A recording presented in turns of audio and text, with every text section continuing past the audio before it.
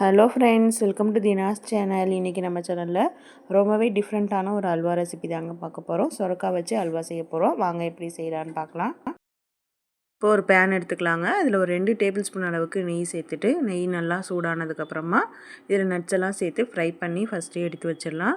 நான் இப்போ முந்திரி பருப்பு மட்டும் சேர்க்குறேங்க. இதில் பாதாம், திராட்சை எந்த நட்ஸ் வேணாலும் நீங்கள் சேர்த்து ஃப்ரை பண்ணி எடுத்துக்கலாம். இது பொன்னிறமாக வந்ததும் இதை எடுத்து நம்ம வெளியில் வச்சிடலாம். இப்போ சொரக்காவை இந்த மாதிரி தோல் சீவிட்டு காய் சீவிடுறதில் துருவி வச்சுருக்காங்க. இதில் இருக்க தண்ணியை வேறு ஒரு பவுலில் புழிஞ்சு எடுத்துட்டு வெறும் சொரக்காயை மட்டும் இதில் நம்ம சேர்த்து இந்த நெய்யிலே நல்லா வதக்கி விட்டுக்கலாங்க. நல்லா சுருண்டு வதங்கி வரும். இதில் ஏலக்காய் தூள் நான் சேர்த்துக்கிறேன். சர்க்கரையோடு பொடி பண்ணி வச்சுருக்கேன், அதை சேர்த்துருக்காங்க. நீங்கள் ஏலக்காவை கூட அப்படியே நம்ம தட்டி சேர்த்துக்கலாம். இப்போ பார்த்தீங்கன்னா நெய்யிலே நல்லா அந்த சுரக்காய் ஓரளவுக்கு வதங்கி வெந்து வந்துடுச்சுங்க. இப்போ இது கூட சர்க்கரை சேர்த்துருக்கேன்.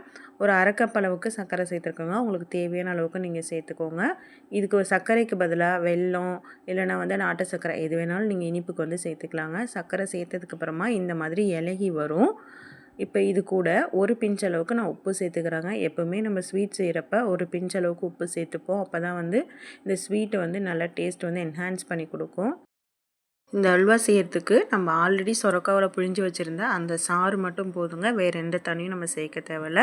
இதில் கார்ன்ஃப்ளவர் கூட நம்ம சேர்க்க மாட்டாங்க. அப்படியே நமக்கு அல்வா பதத்துக்கு இது வந்துடும். இதை மீடியம் டு லோ ஃப்ளேமில் வச்சு இந்த மாதிரி நல்லா கிண்டி விட்டுக்கிட்டே இருந்தீங்கன்னா தண்ணி நல்லா வற்றி இந்த சொரக்காய் நல்லா வெந்து வருங்க. இப்போ பார்த்தீங்கன்னா ஓரளவுக்கு நல்லாவே வற்றி வெந்து வந்துருச்சு. நீங்கள் இதில் ஃபுட் கலர் சேர்க்கணுன்னு எந்த அவசியமும் இல்லை. இதை அப்படியே நீங்கள் சாப்பிட்லாம். ரொம்பவே சூப்பராக இருக்குங்க. நான் வீடியோக்காக கொஞ்சமாக ஃபுட் கலர் சேர்த்துருக்கேன்.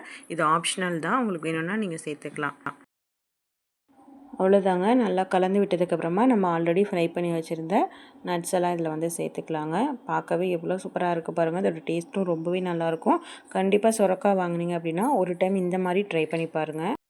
ஆல்ரெடி நம்ம சேனலில் சுரக்காவை வச்சு பாயாசம் ரெசிப்பியும் போட்டிருக்கோங்க. அந்த லிங்க் டிஸ்கிரிப்ஷனில் வச்சுருக்கேன். வேணுங்கிறவங்க பார்த்து செக் பண்ணிக்கோங்க. பாருங்கள், பார்க்கவே எவ்வளோ சூப்பராக இருக்குன்னு. கண்டிப்பாக ஒரு டைம் ட்ரை பண்ணி பாருங்கள். ட்ரை பண்ணி பார்த்துட்டு உங்களுடைய ஃபீட்பேக்ஸை எனக்கு கமெண்ட் செக்ஷனில் கமெண்ட் பண்ணுங்கள். இந்த வீடியோ பிடிச்சிருந்தால் லைக் பண்ணி ஷேர் பண்ணுங்கள். மறக்காமல் நம்ம சேனலை ஃபஸ்ட் டைமாக பார்க்குறீங்கன்னா சப்ஸ்கிரைப் பண்ணிக்கோங்க. இதே மாதிரி வேறு ஒரு இன்ட்ரெஸ்டிங்கான வீடியோஸோடு உங்களை மீட் பண்ணுறேன். Thank you friends.